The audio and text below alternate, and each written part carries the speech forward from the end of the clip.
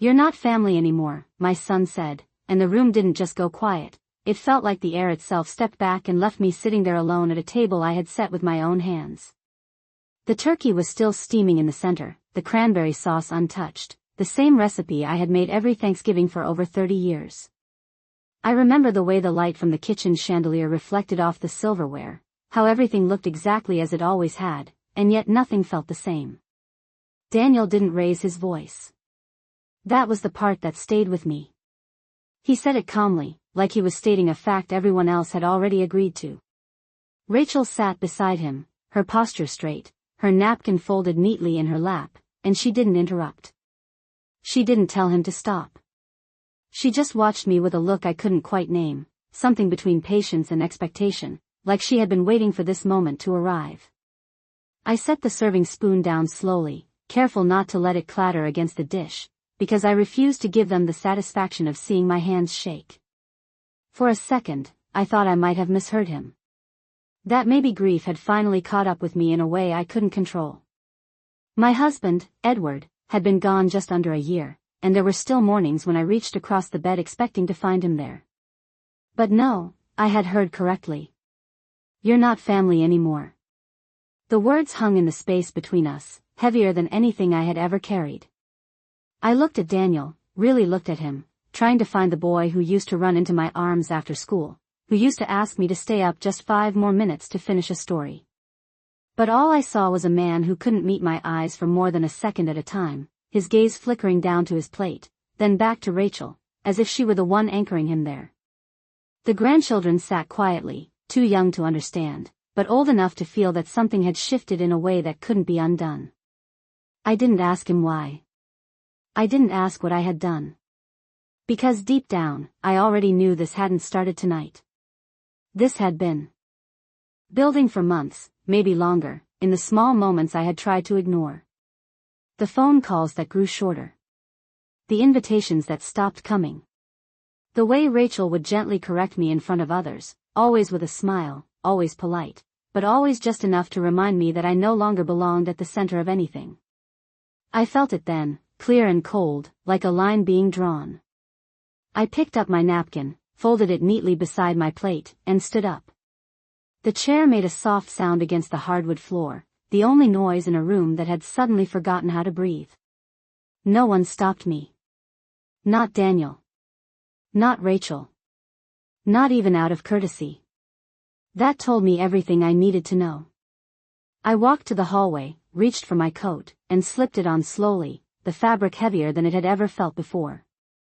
My purse was exactly where I had left it, hanging on the same hook it had occupied for years, back when this house still felt like an extension of my life instead of a place I was being asked to leave behind. I paused at the door, just for a moment, not because I expected someone to call me back, but because I needed to understand something for myself. I turned slightly, looking over my shoulder at the table, at the family I had built piece by piece, meal by meal, holiday by holiday. And I realized, with a clarity that surprised me, that I wasn't the one who had changed. They had. Or maybe they had simply decided to show me who they had become. I opened the door and stepped out into the cold evening air, the kind that makes you aware of every breath you take. The driveway was quiet, the neighborhood still, as if the rest of the world had no idea that something had just ended inside that house. I didn't cry. Not then. Not as I walked to my car. Not as I sat behind the wheel, my hands resting lightly on the steering wheel, staring at the dark outline of the home where I had spent decades of my life. Instead, I reached into my bag and pulled out a folder I hadn't opened in months. Edward had given it to me one afternoon, not long before he passed, his voice steady in a way that told me he had thought about this carefully. "If anything ever feels off," he had said, placing it in my hands, "don't ignore it." At the time, I had smiled, brushed it off as one of his many practical habits, his way of making sure everything was taken care of. But sitting there in the quiet, with my son's words still echoing in my mind, I finally understood what he had meant. I opened the folder slowly, the papers inside crisp and untouched, and for the first time, I began to read. I did not drive far that night. Just 3 blocks from the house, I pulled over beneath a streetlight that flickered every few seconds, as if even it could not decide whether to stay or give up. The folder rested in my lap, heavier now that I understood it was not just paper. It was intention. It was preparation.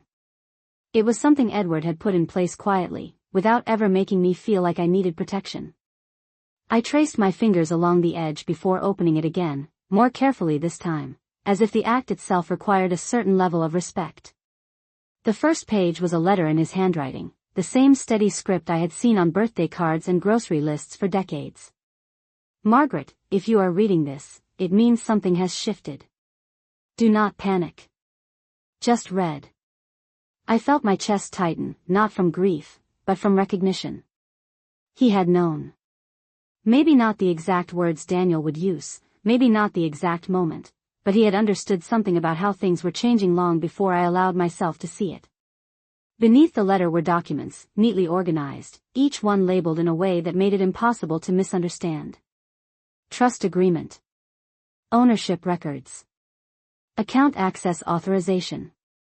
I had signed some of these papers years ago, I realized, back when Edward would bring home documents and ask me to initial here, sign there, explaining that it was all routine, all part of keeping things in order.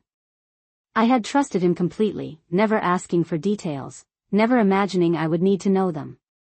And now here they were, laid out in a way that told a very different story.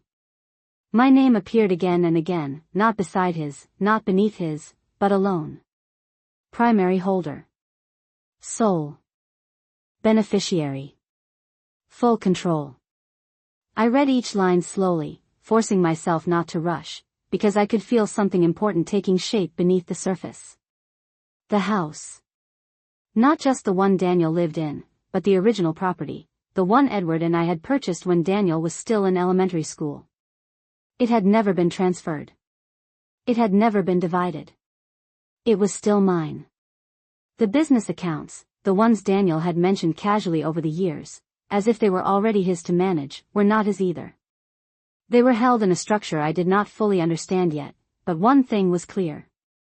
Access required authorization. And that authorization belonged to me. I leaned back in the seat, letting the realization settle, not as a rush of triumph, but as a quiet correction. I had not been pushed out. I had been standing on something they did not even know existed. My phone buzzed in my purse, the sound sharp in the stillness of the car. I did not need to check to know who it was. Daniel. I let it ring once. Twice. Then it stopped.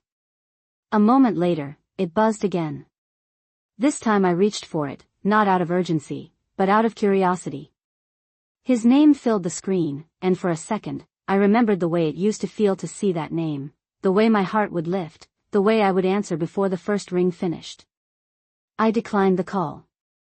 Not in anger. Not to punish him.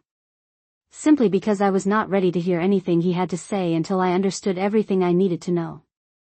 The next morning, I woke up in my own house. Not the one I had left behind, but the small place Edward and I had kept, the one Daniel always referred to as temporary, as if it were just a stepping stone to something else.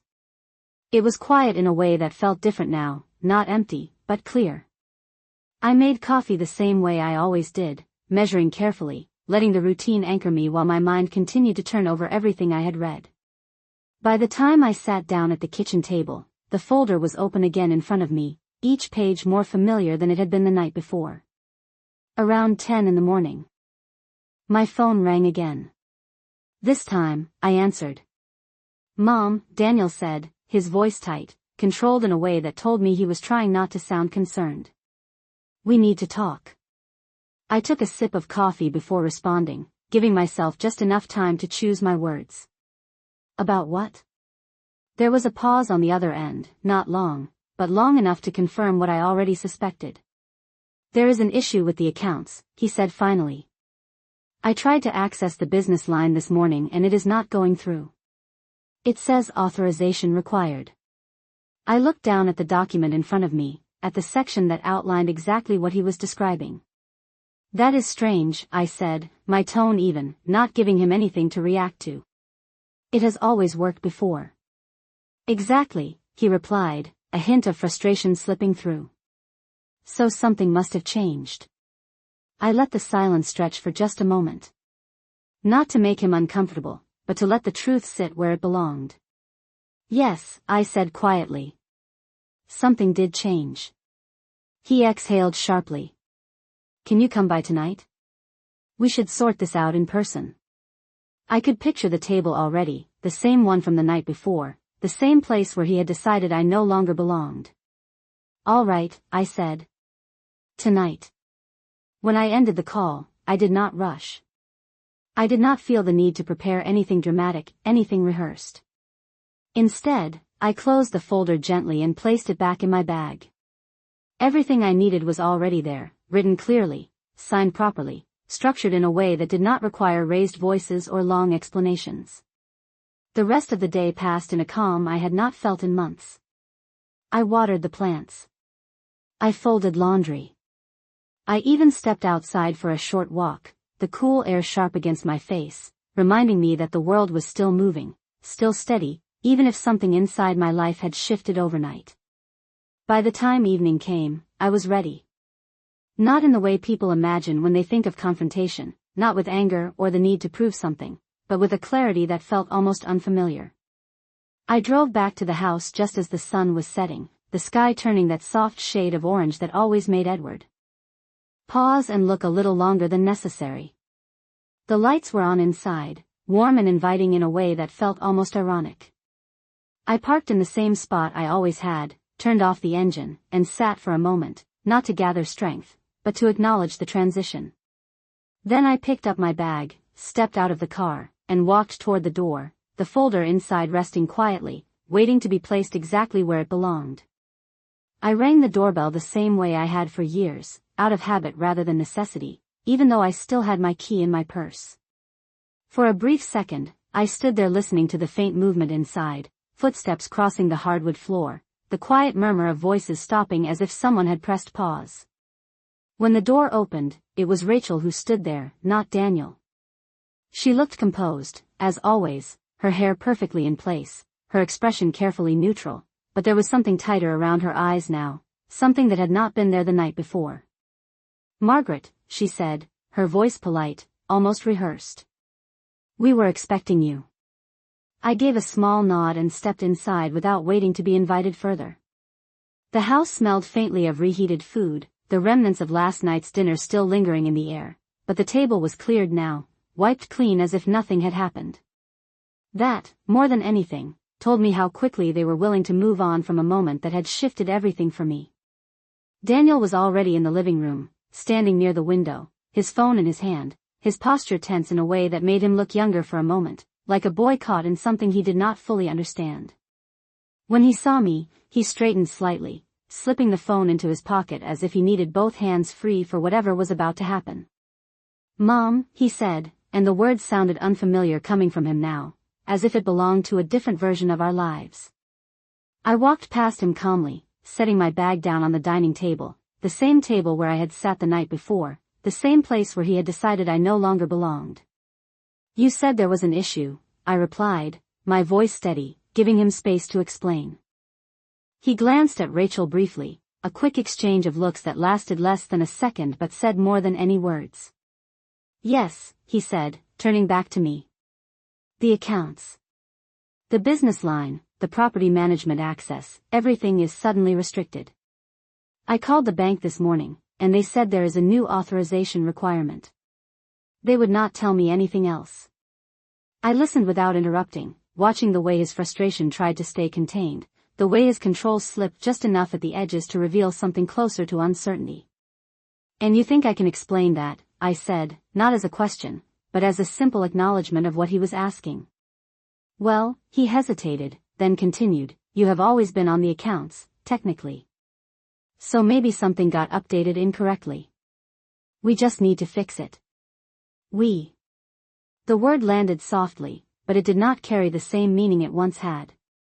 I reached into my bag and pulled out the folder, placing it gently on the table between us.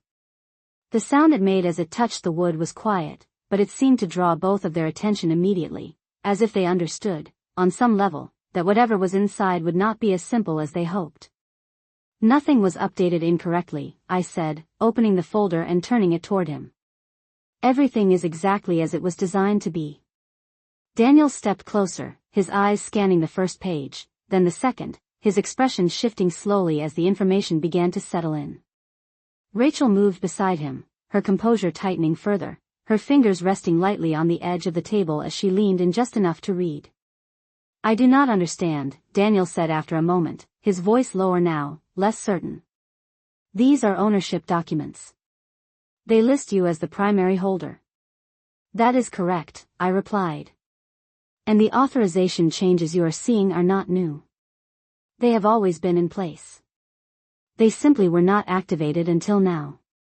He looked up at me then, really looked at me, as if trying to reconcile the person standing in front of him with the version of me he had decided no longer mattered. "Activated by who?" he asked. I held his gaze, not with anger, not with satisfaction, but with a calm that came from finally understanding where I stood. "By me."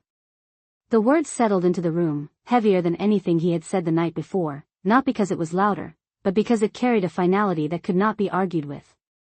Rachel straightened slightly, her voice cutting in for the first time.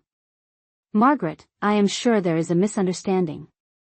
These arrangements are usually structured to transition over time. Daniel has been managing things for years. It would not make sense for access to be restricted like this without notice." I turned my attention to her, noting the careful way she framed her words, the way she avoided direct confrontation while still trying to guide the outcome. "It makes perfect sense," I said quietly. "Because it was never his to manage. It was his to assist with. There is a difference." Daniel's jaw tightened, his frustration no longer fully contained. "So what are you saying?" he asked, his voice rising slightly despite his effort to control it. "That you can just shut everything down overnight? That you can block me from my own business?" I did not respond immediately. Instead, I closed the folder gently, placing my hand on top of it as if to ground the conversation in something solid and undeniable. "You said something to me last night," I said, my tone unchanged, my words measured. "You said I was not family anymore." The room fell quiet again, but this time the silence felt different, less like absence and more like consequence. Daniel shifted slightly, as if he wanted to respond, to explain, to adjust what had already been said, but the moment for that had passed. "You made a decision," I continued. "And I respected it. I did not argue. I did not ask you to reconsider. I simply accepted what you told me." Rachel's expression flickered, just for a moment, as if she was beginning to understand where this was going, but Daniel remained focused on the immediate problem, still trying to find a way to reverse what he could not yet fully grasp. "This is not about that," he said quickly. "This is about the accounts. About the business." I nodded slightly. "It is all connected," I replied. "Because if I am not family, then there is no reason for you to have access to anything that belongs to me." The words were simple, but they landed with a weight that did not require emphasis. Daniel stared at me, his expression shifting from frustration to something closer to disbelief, as if the ground beneath him had moved in a way he had not anticipated. Rachel did not speak this time. She only watched, her silence now carrying a different kind of meaning, one that suggested she was recalculating, adjusting to a situation that no longer followed the path she had expected. I picked up the folder again, sliding it across the table toward Daniel, stopping it just within his reach. "Read it carefully," I said. "Everything you need to understand is in there." Then I stepped back, giving them space, not as an act of retreat, but as a quiet acknowledgement that the conversation no longer required my voice to continue. Daniel did not reach for the folder right away. He stood there, staring at it as if it might change if he gave it enough time, as if the words printed on those pages could rearrange themselves into something more familiar, something that placed him back in control. Rachel was the first to move. She picked it up carefully, her movements precise, almost delicate, but there was nothing delicate about the way her eyes moved across the lines. I watched her expression shift in small, controlled increments, the kind of changes most people would miss if they were not paying attention. Her lips pressed together slightly. Her shoulders straightened just a fraction more. She turned the page more quickly than necessary. Daniel stepped closer to her, reading over her shoulder now, his brow tightening as the structure of what he thought he understood began to unravel in front of him. "This cannot be right," he said quietly, more to himself than to me. "These are old documents. They have to be outdated." I did not respond immediately. I had learned, over the years, that silence often gave people more clarity than explanation ever could. Instead, I moved to the chair at the end of the table and sat down, folding my hands loosely in my lap, the same way I had done countless times before during family dinners, school discussions, holiday planning. The only difference now was that I was no longer waiting to be included. I was waiting for them to understand. "They are not outdated," I said after a moment, my voice steady and even. "They were designed to be permanent." Rachel looked up at me then, her composure still intact but no longer as effortless as it had been when I first walked in. "Margaret," she said carefully, choosing each word as if it carried weight, "even if that is true, these kinds of arrangements are meant to be collaborative. Daniel has been handling operations, making decisions, keeping things running. It would not be reasonable to remove that access without discussion." I tilted my head slightly, considering her words, not because I needed to agree or disagree, but because I wanted to understand how she was framing this. "It would not be reasonable," I repeated softly, "if the relationship had remained the same." Daniel finally looked up from the papers, his frustration now mixed with something else, something closer to unease. "This is not about relationships," he said, his voice sharper now. "This is about responsibility. I have been running that business for years. Dad trusted me with it." The mention of Edward hung in the air, familiar and heavy at the same time. I felt it, not as a wound, but as a presence, like a quiet reminder of something that had always been there, even when I chose not to look at it too closely. "Your father trusted you to help," I said calmly. "He trusted you to learn. But he never transferred ownership. He never removed the structure he put in place." Daniel shook his head slightly, as if trying to clear it. "That does not make sense," he insisted. "Why would he do that? Why would he leave everything like this?" I looked at him for a long moment, not with judgment, not with disappointment, but with a kind of clarity that had taken me years to reach. "Because he understood something I did not," I said quietly. "He understood that people do not always stay the same." Rachel closed the folder slowly, placing it back on the table with a care that suggested she had already accepted what Daniel was still trying to resist. "So what happens now?" she asked, her tone more measured than before, less about control and more about assessment. "If everything requires your authorization, how do we move forward?" I noticed the shift immediately. The question was no longer about correcting an error. It was about navigating a new reality. I appreciated that, even if I did not say it out loud. "That depends," I replied, leaning back slightly in my chair. "On what you believe the relationship is." Daniel let out a short breath, running a hand through his hair in a gesture I had not seen since he was much younger, back when he would get frustrated with homework or a problem he could not solve right away. "Mom," he said, and this time the words sounded different, less distant, more uncertain. "We can fix this. Whatever happened last night, we can move past it. You know that." I held his gaze, not rejecting the possibility, but not accepting it either. "Can we?" I asked gently. "Because last night, you were very clear." Rachel shifted beside him, her voice softer now, but still controlled. "People say things in the moment," she said. Emotions were high. It was a holiday. That does not mean it has to define everything moving forward.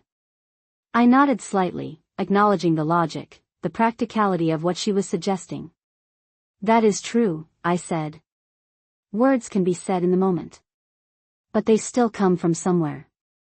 The room settled into a different kind of silence then, not empty, but reflective, as if each of us was standing in a slightly different version of the same space, trying to understand how we had arrived here. Daniel looked down at the folder again, then back at me, his expression softer now, less defensive, but also less certain. "So what are you saying?" he asked. "That this is permanent? That you are just going to keep everything locked down?" I considered the question carefully, not because I did not know the answer, but because I wanted to give it the weight it deserved. I am saying that nothing has changed that was not already in place, I replied. The only difference is that now, I am aware of it.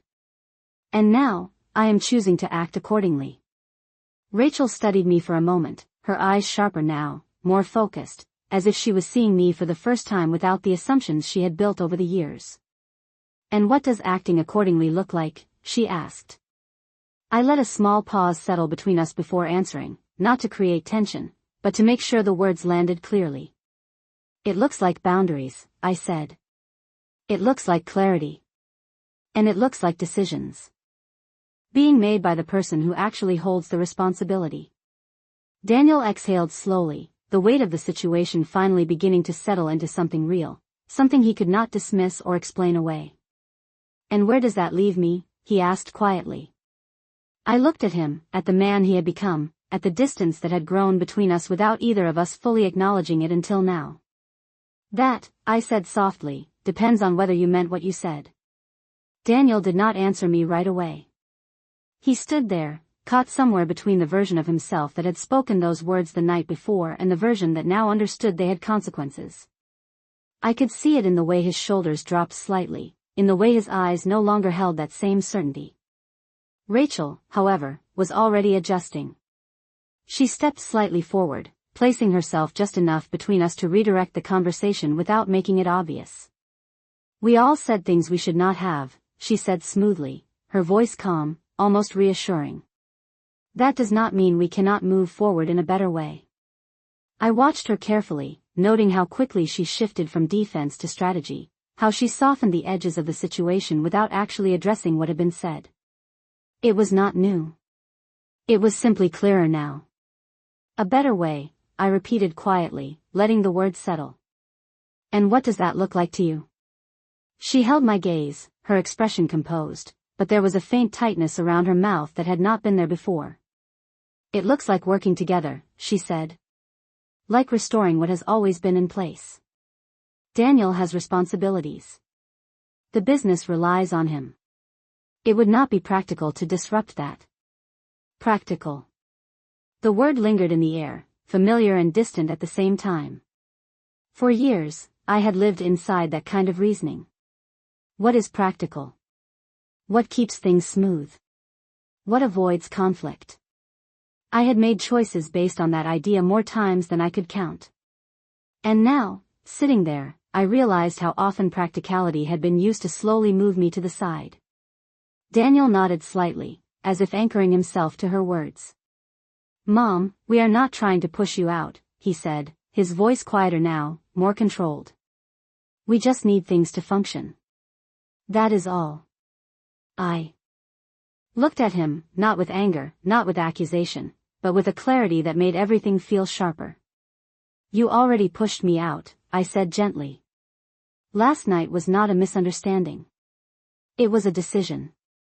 He opened his mouth as if to respond, but no words came. For the first time, he looked unsure of what to say next, unsure of how to adjust something that had already been spoken out loud. Rachel stepped in again, her tone still even, but now carrying a slight urgency beneath the surface. We can correct that, she said. People say things in moments of stress. What matters is what we choose to do after. I tilted my head slightly, considering her carefully. Correction requires acknowledgement, I replied. Not just adjustment. The room grew quieter again, but this time the silence felt heavier, more deliberate. Daniel shifted his weight, his hand brushing against the edge of the table as if he needed something to steady himself. Fine, he said after a moment, his voice lower now. Maybe I should not have said it like that. But you have to understand how things have been from our side. Our side. The phrase did not surprise me. It simply confirmed what I had already begun to see. I folded my hands again, resting them lightly in my lap. Then explain it to me, I said. Because I would like to understand. He hesitated, glancing briefly at Rachel before continuing. You have been distant, he said, choosing his words carefully. You do not come by as much. You do not ask about the business. You keep things to yourself. It feels like you checked out a long time ago. I listened without interrupting, letting each word settle. It was not anger I felt. It was something quieter. Recognition, perhaps. I stepped back, I said calmly. Because every time I stepped forward, I was reminded that my place had changed. Rachel exhaled softly, as if she had been waiting for that moment. That is not fair, she said. We have always included you. I met her gaze steadily. Included, I repeated. Or accommodated. The distinction was small, but it landed exactly where it needed to. She did not respond immediately. Daniel looked between us, his expression tightening again, not in anger this time, but in discomfort. This is not helping, he said. We are going in circles. I nodded slightly. Then let us stop going in circles, I replied. Let us be clear. I leaned forward just a fraction, not to confront, but to bring the conversation into focus. You told me I am not family anymore. That was not said in confusion. It was not said in passing. It was said in front of everyone, in a moment that mattered. Daniel looked down at the table, his jaw tightening again, but he did not argue. That told me more than any words could have. And now, I continued, my voice still calm, still measured, you are asking me to restore access, to return things to the way they were, without addressing what changed. Rachel crossed her arms lightly, not defensively, but in a way that suggested she was reassessing the situation, recalculating the approach. What do you want, Margaret? She asked finally. The question was direct now, stripped of the softer language she had used before. I appreciated that. I took a small breath, not because I needed time, but because I wanted to answer it correctly. I want alignment, I said. Between words and actions. Daniel looked up again, his expression uncertain. What does that mean? I held his gaze, steady and clear. It means that if I am not family, then I will not act like family. I will not share, I will not support, and I will not carry responsibilities that do not belong to me. The words were simple, but they settled into the room with a weight that did not require emphasis. Rachel's eyes narrowed slightly, not in anger, but in understanding. She was beginning to see the structure of what I was saying, the line I was drawing. Daniel, however, was still trying to reconcile it. So what are you saying? He asked again, his voice quieter now. That everything just stops. I shook my head slightly. No, I said. Nothing stops. It simply returns to its proper place. I reached for the folder once more, opening it and sliding a single document toward him, one he had not fully examined yet. Your father built this to be stable, I continued. To function regardless of emotion, regardless of circumstance. That is why it does not collapse just because something changes between us. Daniel looked down at the page, his eyes scanning the lines more carefully this time, not searching for errors, but trying to understand. Rachel leaned in again, her silence now more measured, less reactive. There are provisions here, she said slowly. Conditional access. Defined roles. Review structures. I nodded. Yes, I replied. Nothing is removed. It is simply redefined. Daniel exhaled slowly, the weight of the situation finally settling into something he could not ignore. And who defines it now? He asked. I closed the folder gently, placing my hand on top of it once more. I do, I said quietly. The words did not echo. They did not need to. I do. They settled into the room with a quiet finality that left no space for interpretation. Daniel stared at me as if he was trying to find something familiar in my face, something that matched the version of me he had always known, the one who would smooth things over, who would step back to keep the peace. But that version had been built on an understanding that no longer existed. Rachel was the first to move again, though this time her movements were slower, more deliberate, as if she was measuring every step. She pulled out a chair and sat down, folding her hands on the table in front of her, her posture no longer angled toward control, but toward negotiation. Then define it, she said calmly. If everything is structured, if everything is already in place, then tell us what that looks like now. I watched her for a moment, recognizing the shift. She was no longer trying to correct the situation. She was trying to work within it. That told me more than anything else could have. Daniel remained standing, his hands resting on the back of the chair, his grip tight enough that his knuckles had begun to pale. He was listening now, really listening, but there was still resistance in the way he held himself, in the way he had not yet allowed the full weight of the situation to settle. I opened the folder again, not with urgency, but with the same steady care I had used from the beginning. The documents inside did not need to be rushed. They had been waiting for this moment far longer than I had.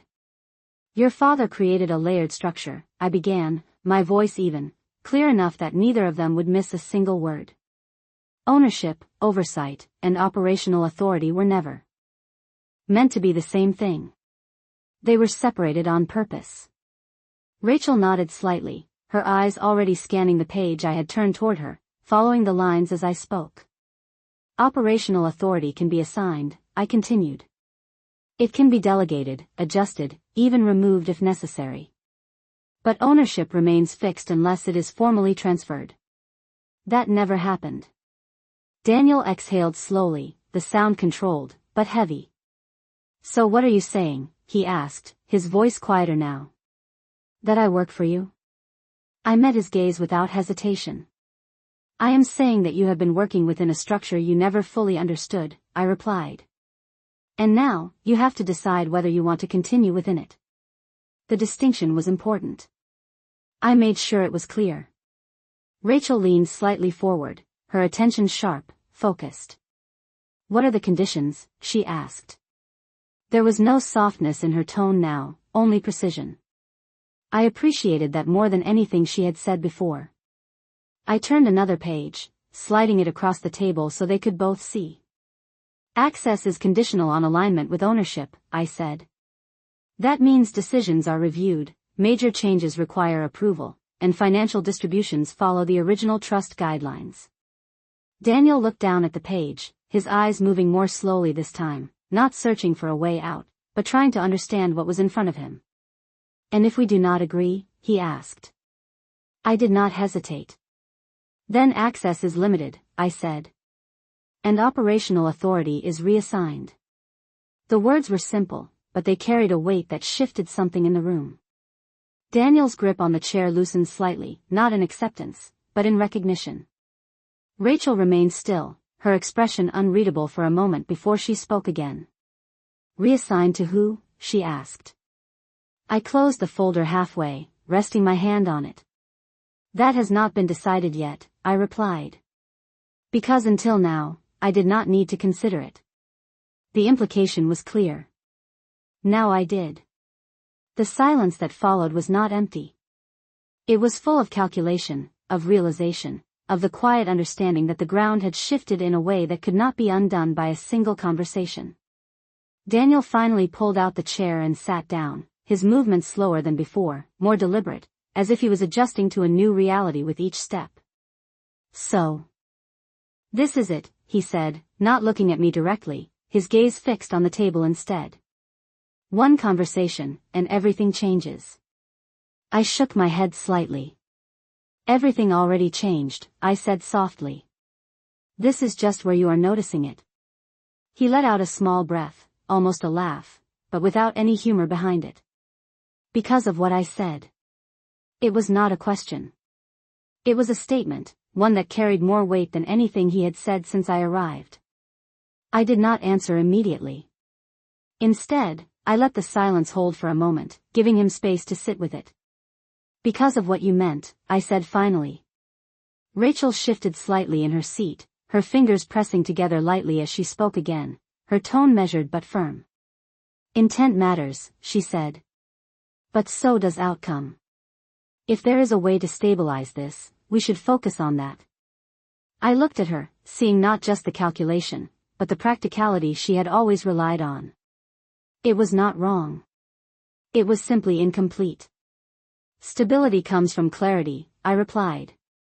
Not from ignoring what has already been established. Daniel nodded slowly, almost to himself, as if he was beginning to follow the structure of the conversation, even if he did not fully agree with it yet. "So what do you want from me?" he asked, finally looking up again. There was something different in his expression now, something quieter, less defensive, but also less certain. I closed the folder completely this time, placing it flat on the table between us. "I want consistency," I said. "If I am part of your life, then I am part of it fully. Not conditionally. Not when it is convenient. Not when it benefits you." I held his gaze, letting the words settle. "And if I am not," I continued, "then I step back completely. And everything that belongs to me stays with me." Rachel's eyes flickered slightly, just enough to show that she understood exactly what that meant. Daniel did not look away this time. He held my gaze, the weight of the moment finally settling into something he could not deflect or redefine. "And if I choose to fix it?" he asked quietly. I did not answer right away. Not because I did not know what I would say, but because this was the first moment that actually mattered. The first moment where the decision was not mine alone. "Then you do not fix it with words," I said. "You fix it with how you act after this conversation ends." The room went still again, but this time it was not tension that filled it. It was something closer to understanding, even if it was incomplete, even if it would take time to fully settle. I picked up my bag, not abruptly, not as an exit, but as a signal that the conversation had reached its natural pause. "I am not in a hurry," I added quietly. "This structure is not going anywhere. The question is whether you choose to stay within it." I turned slightly toward the door, not waiting for a response, not because I did not care what he would say, but because I understood something now that I had not before. The next move was not mine to make. I did not wait to hear if Daniel would call my name as I reached the door, and he did not. That, more than anything else, told me where things truly stood. The house behind me was quiet again as I stepped outside, the cool evening air brushing against my face in a way that felt almost grounding.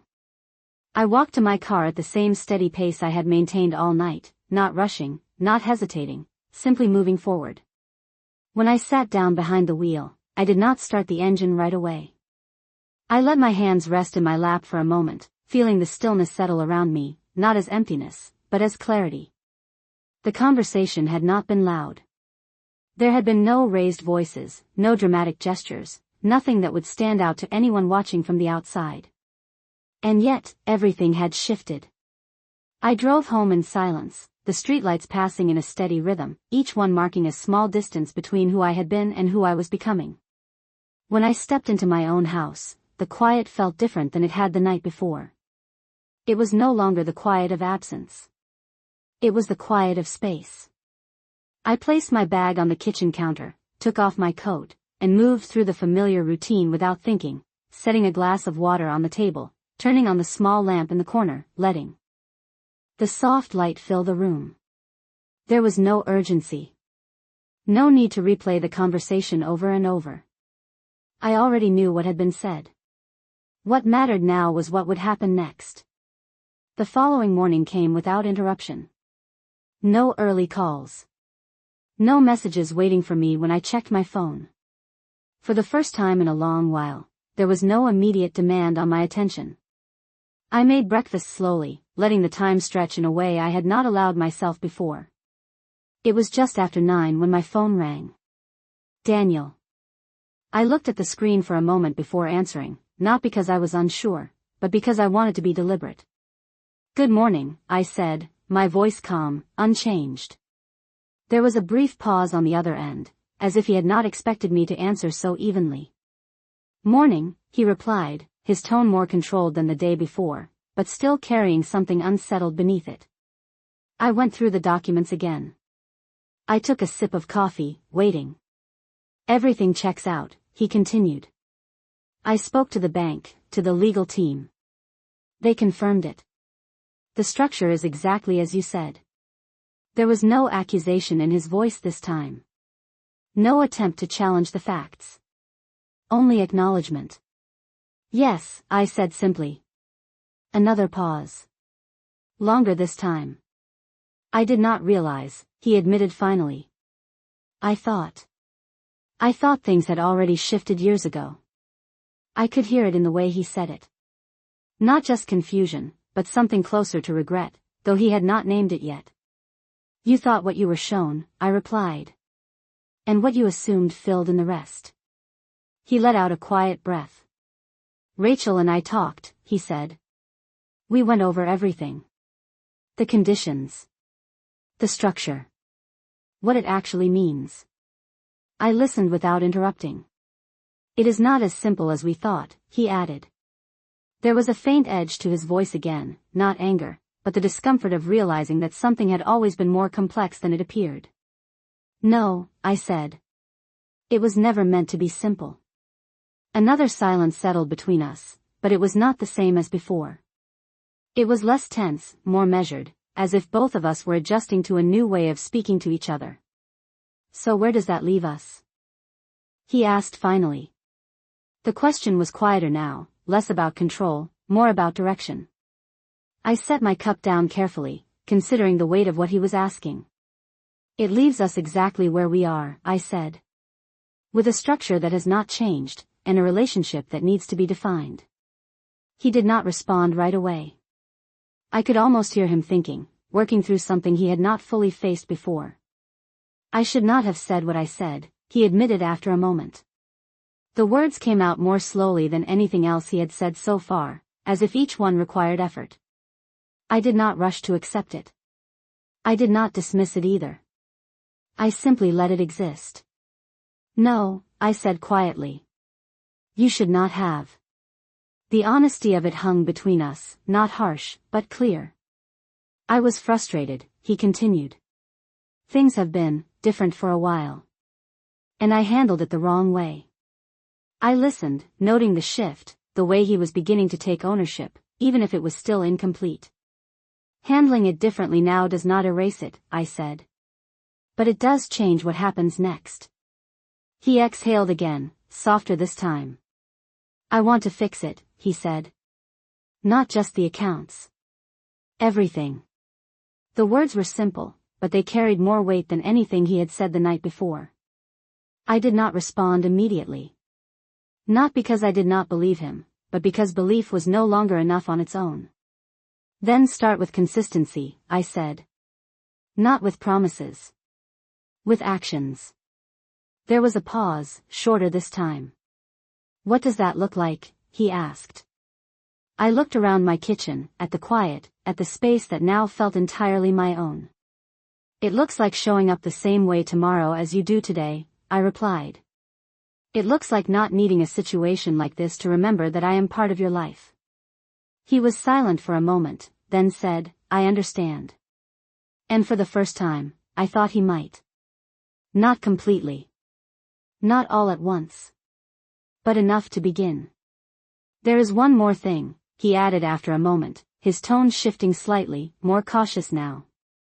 Rachel wants to meet again. To go over the details. To make sure everything is aligned moving forward. I allowed myself a small pause.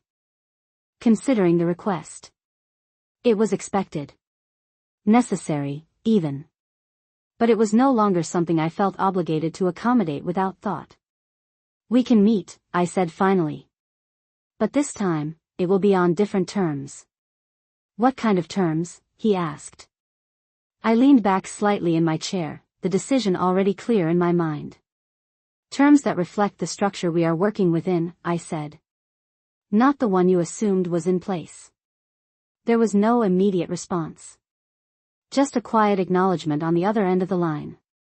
All right, he said eventually. We will do it your way. I ended the call shortly after, not because there was nothing more to say, but because the next part did not require words. It required time. And as I sat there in the quiet of my own home, I realized something I had not allowed myself to fully see before. I was no longer reacting to what they decided. I was defining what came next. We did not meet at the house this time. That was the first condition I set, and Daniel did not argue. Instead, we met at a small conference room inside a local bank branch, the kind of place designed to keep conversations quiet and contained, where everything felt deliberate and documented. When I arrived, they were already there. Rachel sat upright at the table, a leather folder in front of her, her posture composed but more restrained than I had ever seen it before. Daniel stood near the window, his arms crossed loosely, not defensive, but not entirely at ease either. There was no sign of last night's tension, but there was something else in its place. Awareness. I walked in without hesitation, placed my bag on the table, and took the seat at the head, not as a statement, but because it was the most direct position. No one questioned it. That, in itself, said more than anything else. "Thank you for meeting," Rachel began, her tone controlled, professional, stripped of the softer edges she used in more casual settings. "We thought it would be best to review everything in a structured way." I gave a small nod. "That is exactly what this requires," I replied. Daniel pulled out a chair and sat down, this time without waiting, his movements steady, his attention focused. "We spoke with a financial advisor this morning," he said.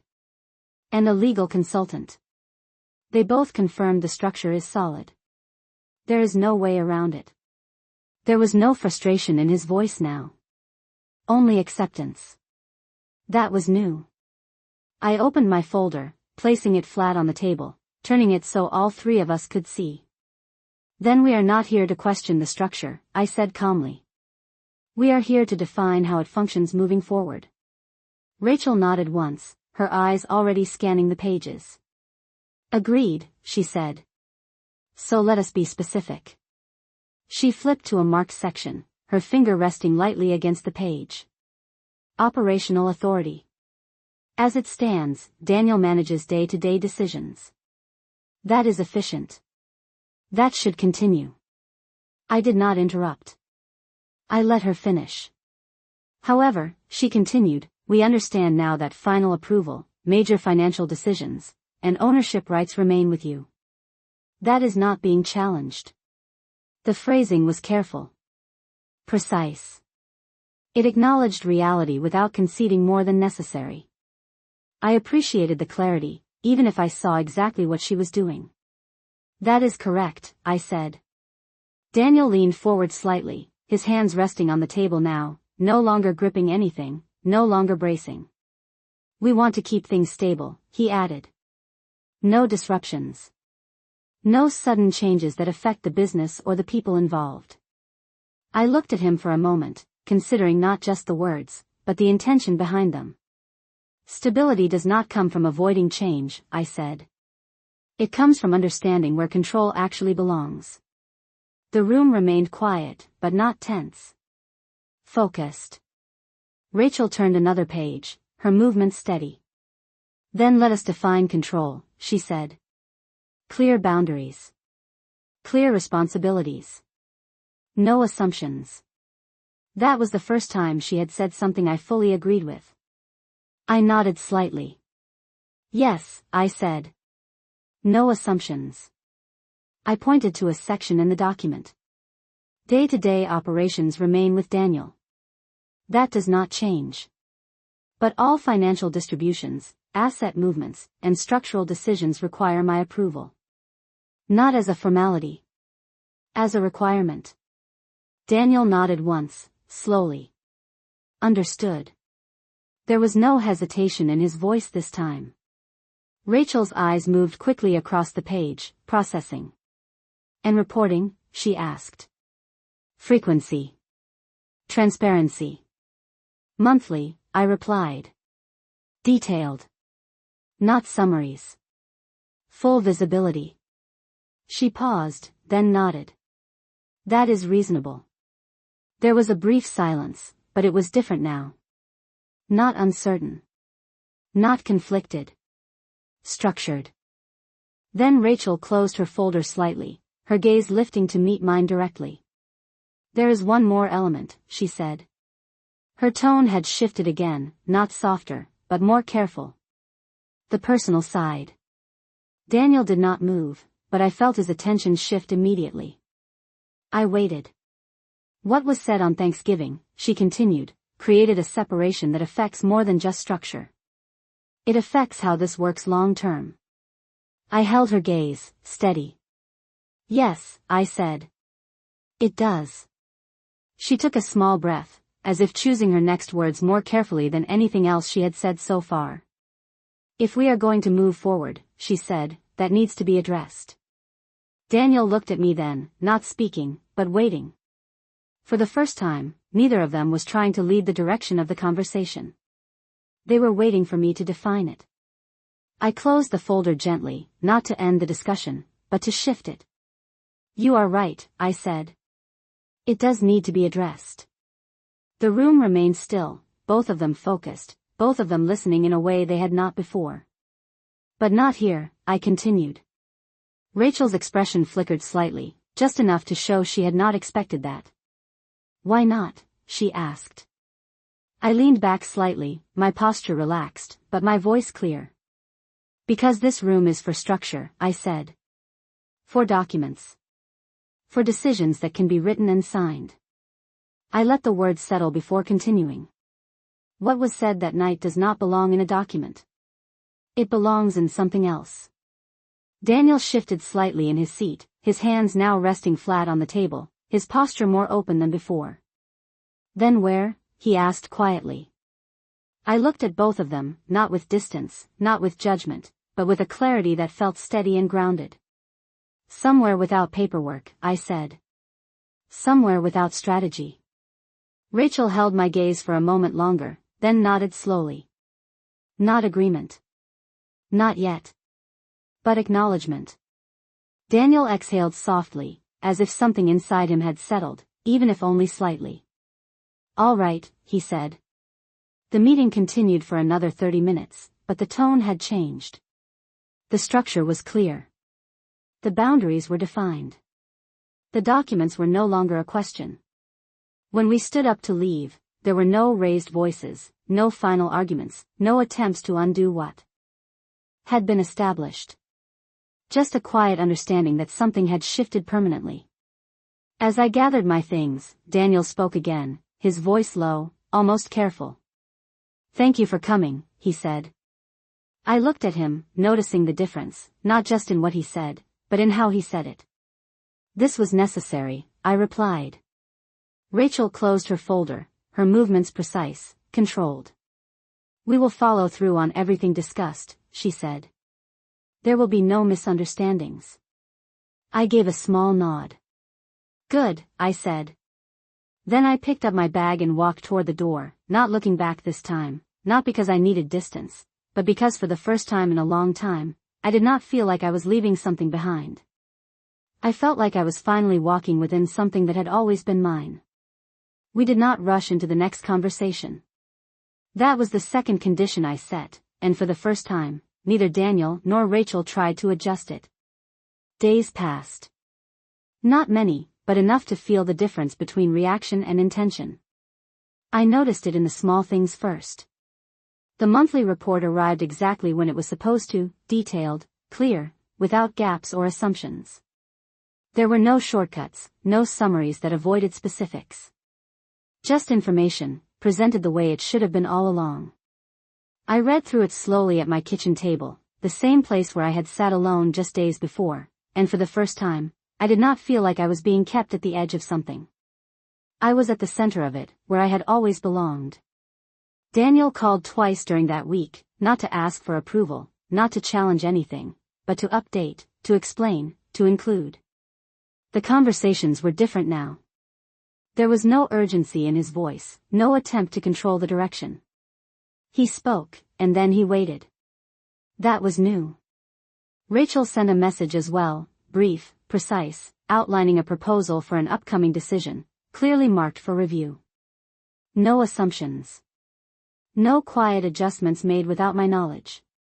It was exactly what had been discussed. Exactly what had been agreed upon. And yet, I knew that structure alone was not the whole answer. One evening, Daniel called again, his tone quieter than before. "Are you free tomorrow?" he asked. I did not answer right away. Not because I was unsure, but because I understood the weight behind the question. "Yes," I said finally. "Where?" There was a brief pause, then he said, "The park. The one we used to go to when I was younger." I could picture it immediately. The wide open space, the worn wooden benches, the path that curved around the lake. It had been years since I had been there. "All right," I replied. The next afternoon, I arrived a few minutes early. The air was cool, the kind that carried the scent of leaves and water, the kind that made everything feel a little more still than usual. I walked slowly along the path, noticing how much had stayed the same, even as everything else had changed. Daniel was already there, sitting on one of the benches, his hands resting loosely in front of him, his posture relaxed but not casual. When he saw me, he stood up immediately, not out of habit, but out of something more deliberate. "Hi," he said. "Hi," I replied. We stood there for a moment, not speaking, not rushing to fill the space, just acknowledging the distance that had been there and the fact that we were both choosing to step into it differently now. Then we sat down, leaving a small space between us, not as a barrier, but as something that would be crossed in time, not forced. For a while, neither of us spoke. We watched the water, the slow movement of it, the way it reflected the light in a way that made everything seem softer. "I remember coming here with Dad," he said finally, his voice quiet. "You used to bring sandwiches. And I would complain because they were always the same." I allowed a small smile. "You still ate them," I said. He nodded, a faint smile touching his face for a moment before fading again. "I did." The silence returned, but it was not heavy this time. It was reflective. "I thought I understood everything," he said after a while. "The business. The structure. How things worked. I thought I had already stepped into that role completely." I listened, letting him continue without interruption. "But I did not," he added. "Not really. I only understood the part that was visible." I nodded slightly. "That is often the case," I said. He exhaled slowly, his gaze still fixed on the water. "And I think I treated you the same way," he said. "Like I understood your place without actually seeing it." The honesty in his voice was not forced. It was not shaped to get a reaction. It simply existed. I let it settle. "You did," I said quietly. He did not argue. He did not try to soften it. He simply nodded. "I was wrong," he said. The words were simple, but they carried more weight than anything he had said before. I turned slightly toward him, not fully, just enough to acknowledge it. "Yes," I said. We sat there for a moment longer, the air steady, the space between us no longer as defined as it had been. "I cannot change what I said," he continued. "But I do not want it to define what happens next." I considered that carefully, not because I doubted it, but because I understood what it required. "Then do not let it," I replied. "But understand that it will always be part of what we build from." He nodded again, slower this time. "I understand." There was no rush to move past it. No attempt to erase it.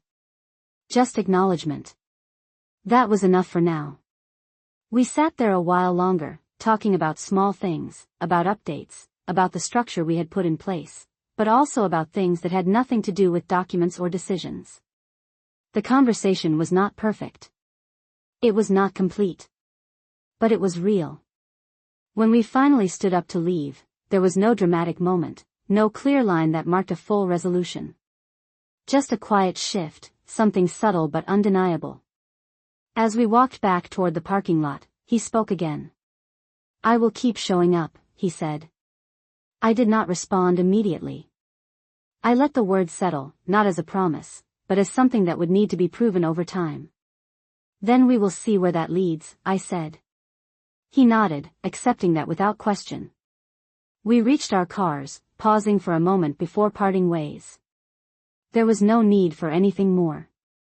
As I drove home, I realized something that had not been clear before. This was never about winning. It was not about taking something back or proving something right. It was about standing in what had always been mine, and deciding, calmly and clearly, what I was willing to share, and what I was not. And for the first time in a long time, that decision felt entirely my own.